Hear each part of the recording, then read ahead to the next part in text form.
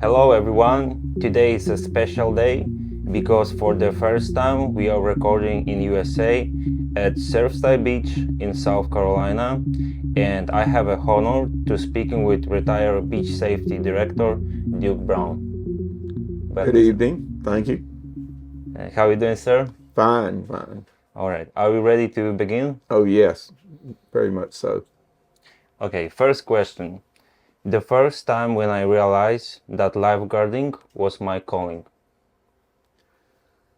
Probably when I started lifeguard back in the early 70s. I enjoyed being around the water.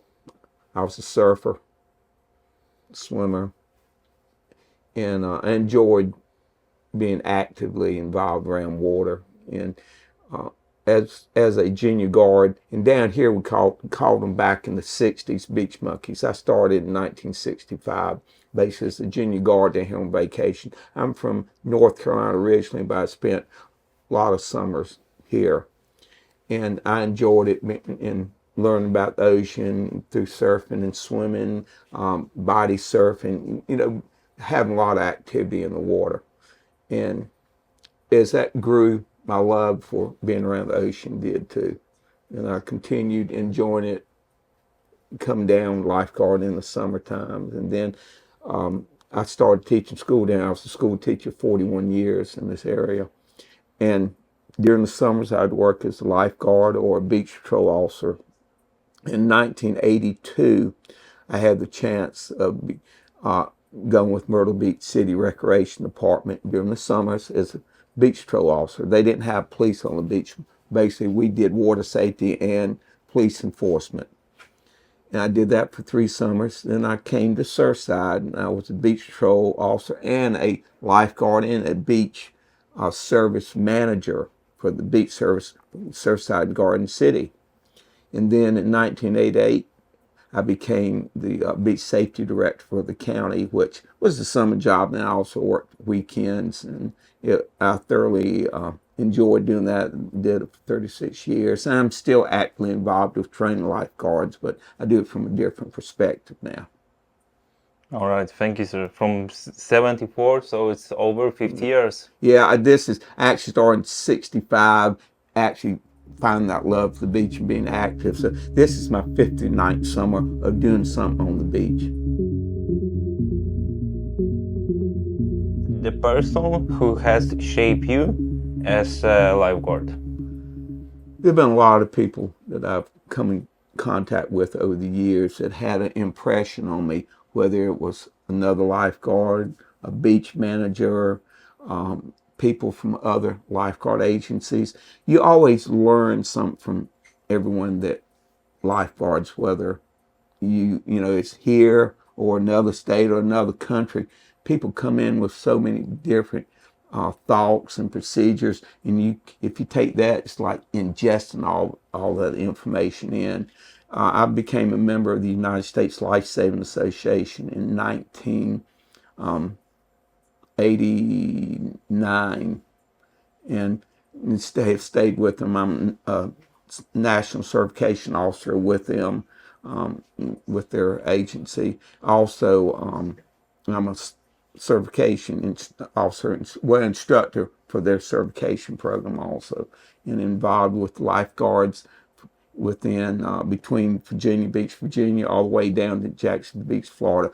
I actually look at their training information and see if they meet USLA standards for certification. They don't individually certify people, they certify the agency. So everybody in that agency or that lifeguard system would have to do the same skills before they can actually touch the beach. They have to be their agency has to provide that training before they even are able to touch the sand. They have to go through 40 hours of training and another 21 hours of first aid.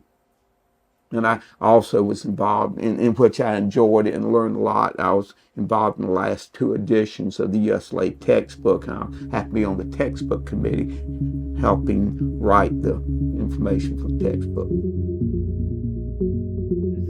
The moment I'm most proud of in my lifeguarding career.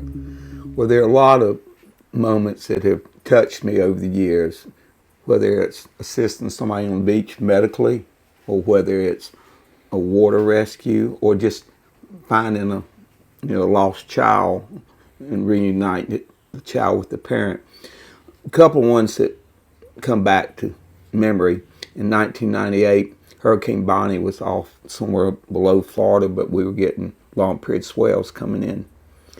And as the swells would come in, the rips started developing. This was late in the afternoon. We started seeing some of that activity early on, about 3 p.m. By 5, we were starting to see a lot more rip activity. There had been a aquatic mishap in Surfside, so additional beach patrol units from the county and the beach patrol units from Surfside, as well as some lifeguards, were down assisting with that. While I was continued going there, we had enough personnel dealing with that, so I went on down the beach, letting the lifeguards know, let's go ahead and get everybody out of the water. It wasn't safe with the rips developing like they were, and it was time for the lifeguards to start leaving. So we were closing the beach. As I moved down the beach in areas that were no lifeguards, I was getting people out. I pulled up to Oak Avenue beach access in Garden City. People were standing there pointing from condominiums, and people on the beach pulling their shirts off, can't really go in the water. So I told everybody just to stay put. And there were 2 men, a father and son. The father was in his 70s, son was in his 40s. They were about 80 yards out. They'd been caught in a rip. The son was on a broken boogie board, and that was holding him up. The father was on a ring buoy. I get out to them, found out whether they had any medical issues. I paddled out to them and also carried a rescue tube in a can.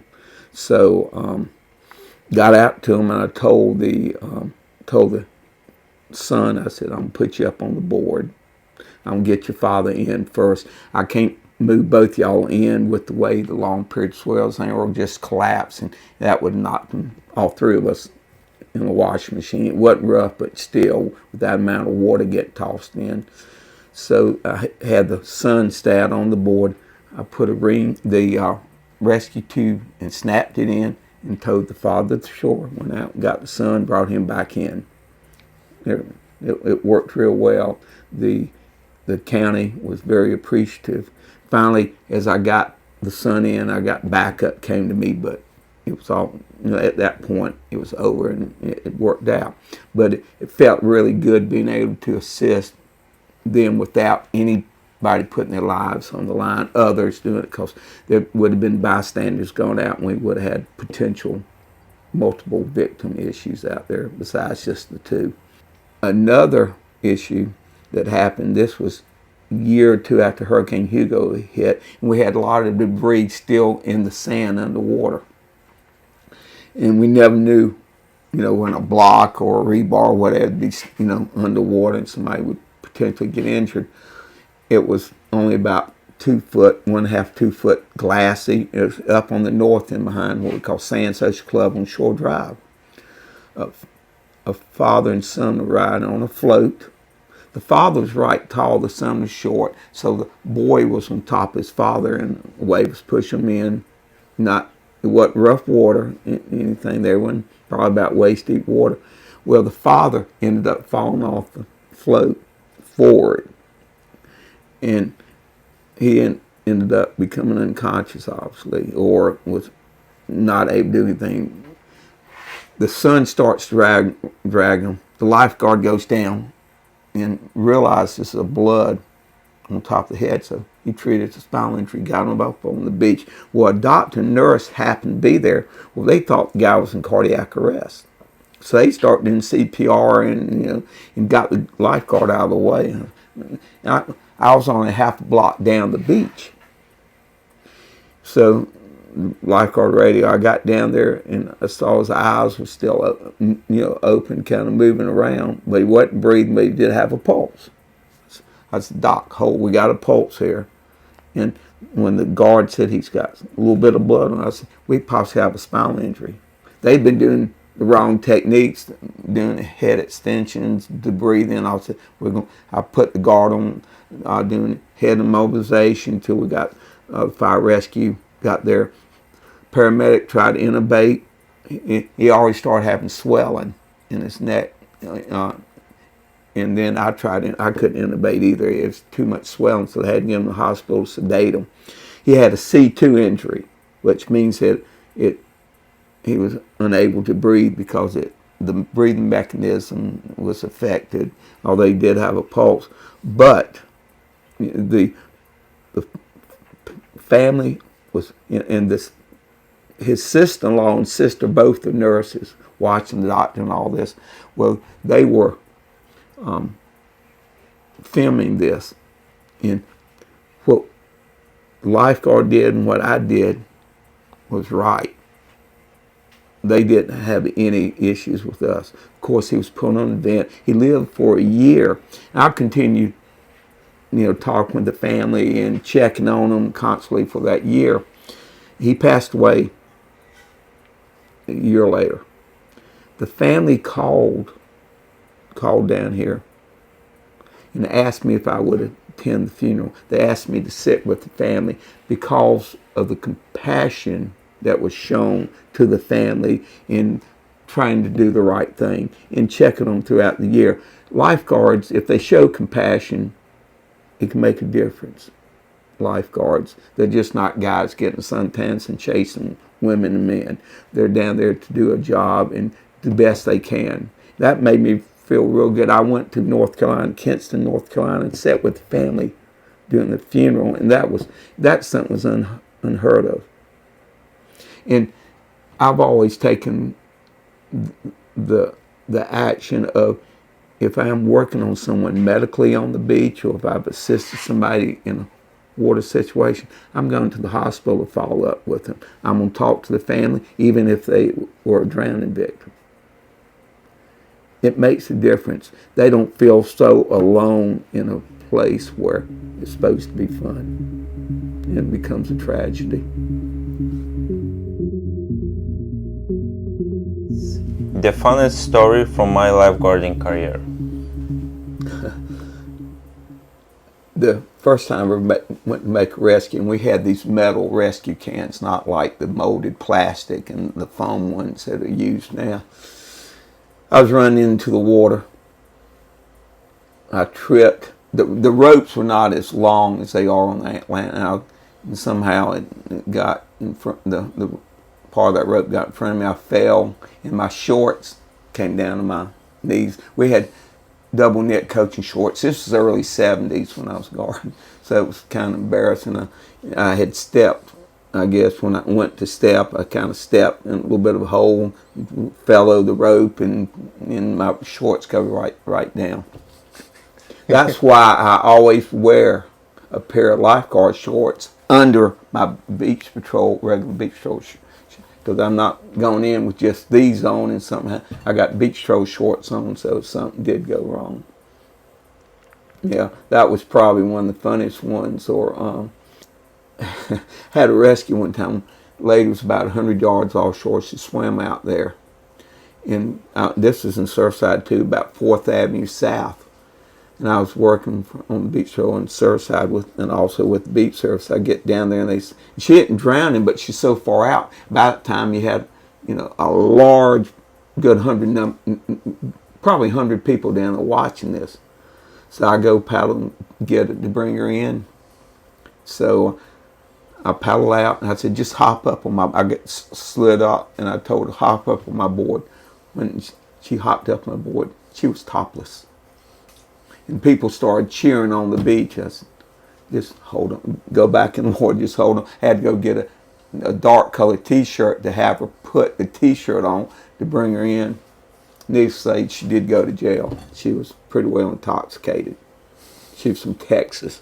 That was the funniest thing. She popped up and she definitely was well endowed, you might say. And everybody on the beach were cheering. Because by that time we'd probably be about 80 yards from shore. I said, "Oh, lose that." But that was funny. You know, you do have funny parts of this job, run into some from time to time. A rescue operation that seemed impossible, but I still someone's lives.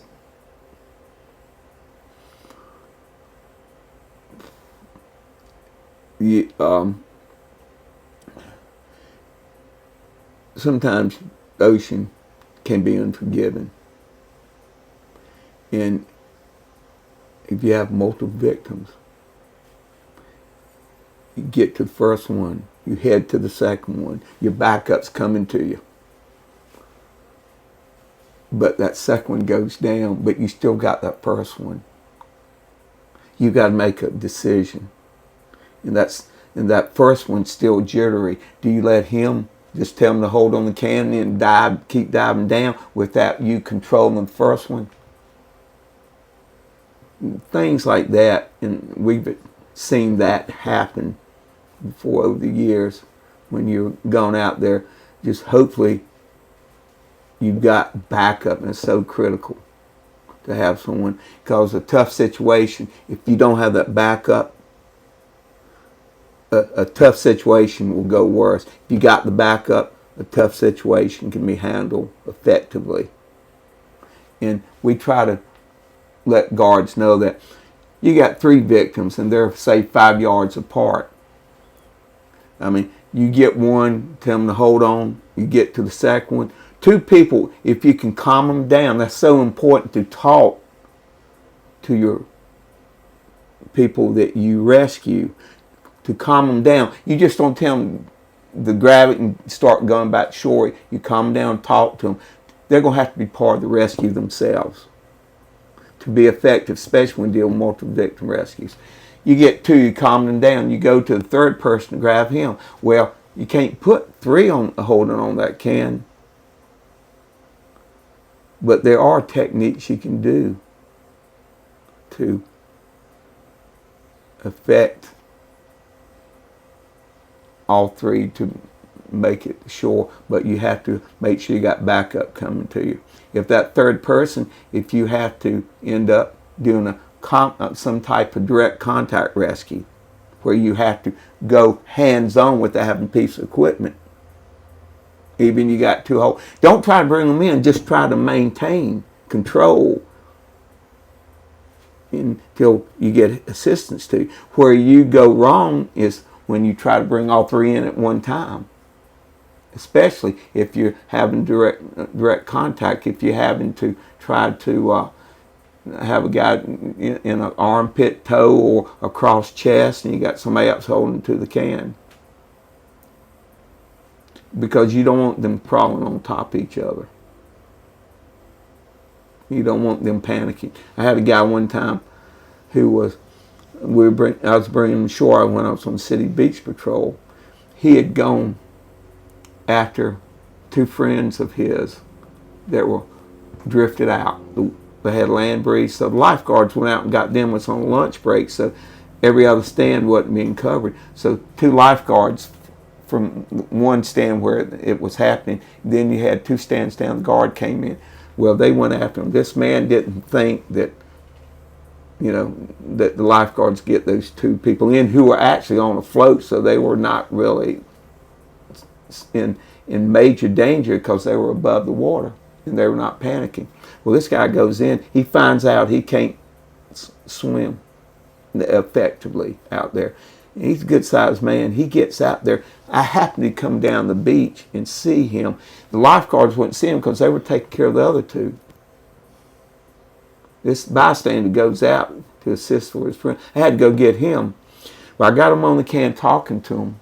As I'm coming back in, we do the life-saving stroke, the side stroke, bring him in, holding him can. He starts getting nervous, starts climbing, pulling himself on the rope, thinking he's going to grab me, and it would be a better way for him to stay on top of the water. That's the wrong thing. I came out of the harness. I had to talk him down again just to hold on to that can.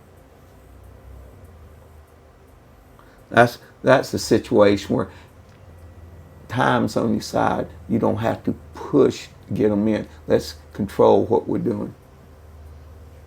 And two, I've been in situations where it's some storm activity out there, whether it's an afternoon storm, you had multiple victims, you have to go out and talk them down. And if the ocean's really rough, you've got to look at your best entry point. You got to get to them the best way possible without losing time.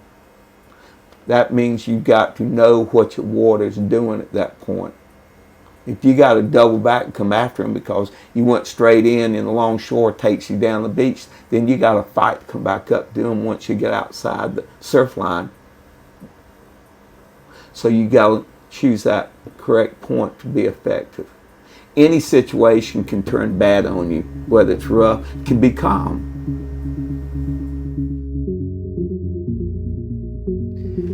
A rescue operation that didn't seem dangerous but could have ended tragically.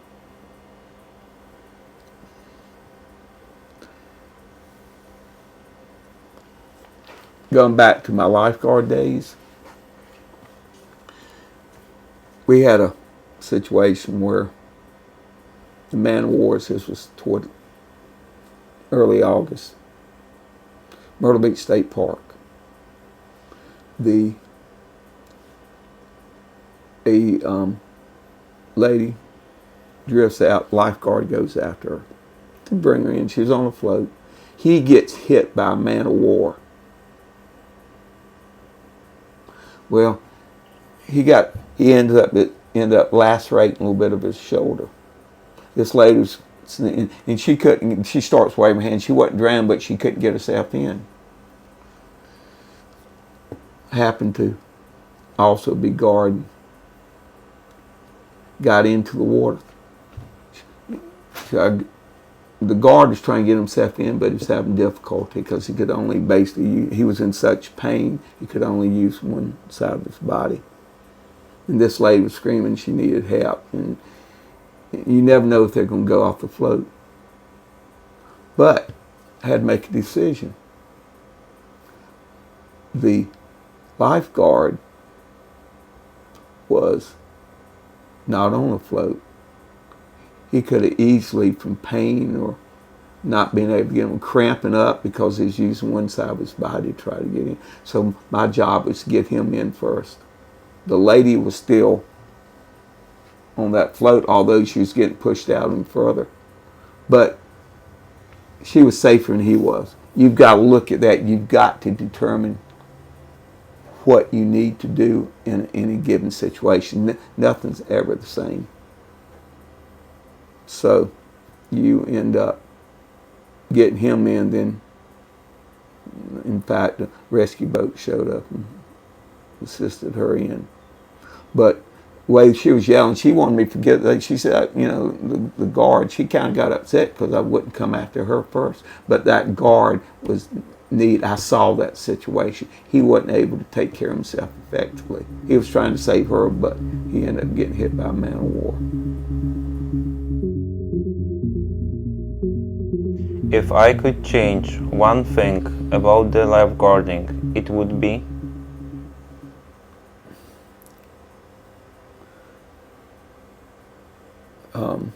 educating everybody that comes to the beach. We're there, but we can't. We try to do preventive actions, but we cannot reach everybody. More signage, more education in schools. A lot of things happen in the rivers around here, lakes, in areas where people go swim near a lifeguard. Educate people to do that instead of just going where they can not be around anybody. Be smart. Be water smart. Learn to swim. Swim with a buddy. If you go on a boat, wear a life jacket. Just don't pack it. Wear your life jacket. Know your limitations before you ever enter the water. Water is not natural to man. We have a lot of fun. You can learn to live in the water, but if you don't, it's not a neighborhood pool, especially this ocean or the river. You're dealing with currents, you're dealing with wave action, you're dealing with a lot of issues, dark water. Southern here was so shallow out here. People don't realize it didn't really get deep till you get 60 miles out to the Gulf Stream. Yes, it's 20, 30, 40 feet deep as you go out, but a lot of times people end up drowning only about 10 or 12 feet of water. But people need to listen to lifeguards instead of just brushing information off. Sir, if you could walk in someone else's shoes for one day, who would it be? You can be anyone. Probably my father, although he wasn't a lifeguard, but he knew people and knew how to talk to people. He was a police lieutenant, but he was one of the most respected men I've ever met.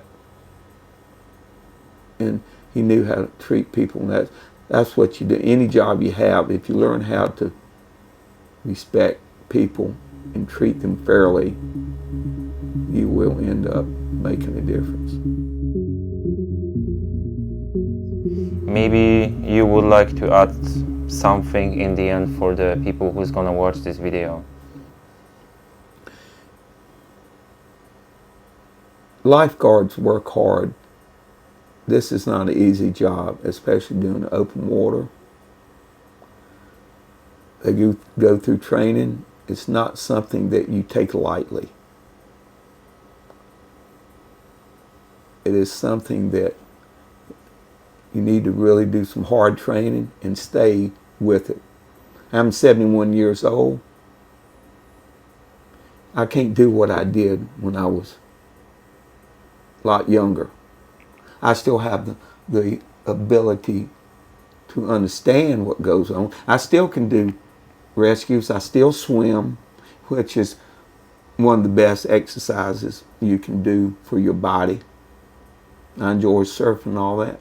But it takes a lot to be a lifeguard. I still can provide guidance to younger lifeguards. Although I can't sit on the stand with them, obviously, and perform like you do.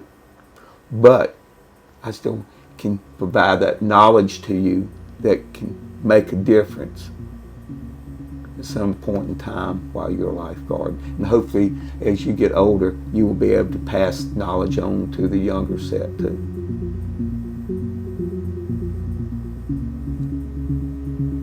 All right. Thank you very much for the conversation. My guest was retired beach safety director, Mr. Duke Brown. Yeah. Thank you, sir. Yes.